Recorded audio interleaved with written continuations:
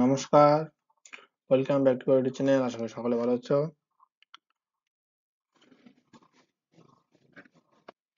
আজকে আমরা এই ভিডিওতে সমবাহু ত্রিভুজের কিছু ম্যাথ সলভ করে দেখাবো।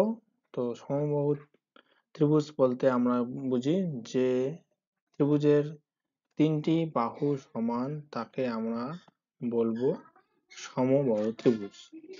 তাহলে এখানে মনে করলাম এটা একটা সমবাহু ত্রিভুজ।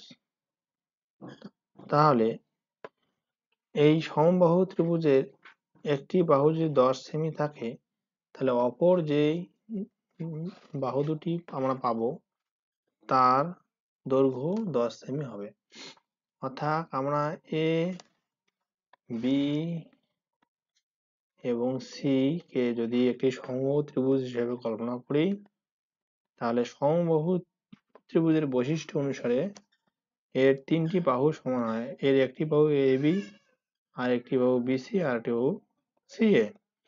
অর্থাৎ এ বি যদি 10 সেমি হয়, বিসিও 10 সেমি হবে এবং এসিও 10 সেমি হবে। তাহলে এবি সমান সমান বিসি সমান সিএ। তাহলে প্রত্যেকটি বাহুর দৈর্ঘ্য হবে আমাদের এখানে 10 সেমি। এখন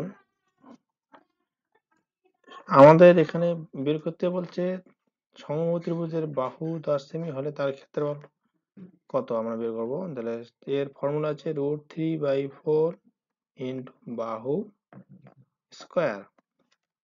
√3/4 বাহু আমাদের দেওয়া আছে কত, 10 সেমি দেওয়া আছে। তাহলে 10 গুণ 10, বাহু স্কয়ার মানে বাহু যদি 10 হয় তাহলে আমরা দুবার লিখবো বাহু 10 ইন্টু 10।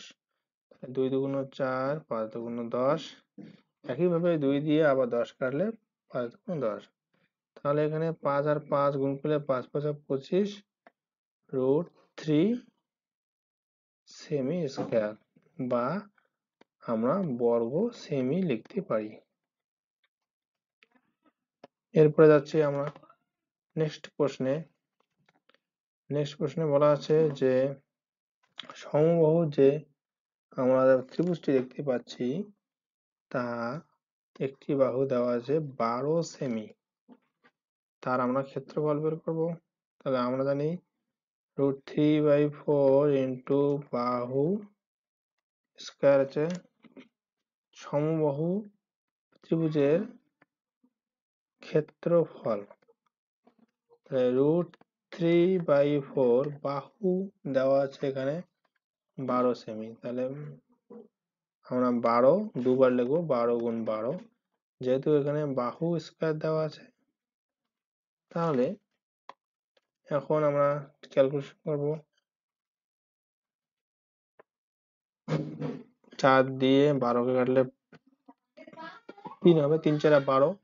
এবার 3 এবং 12 যদি আমরা গুণ করি, √3 আছে তাই 3 এবং 12 যদি আমরা গুণ করি, 3 12 আমাদের হবে 36 √3 সেমি স্কয়ার বা বর্গ সেমি আমরা লিখতে পারি।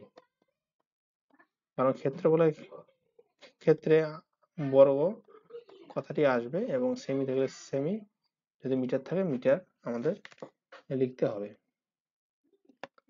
এরপরে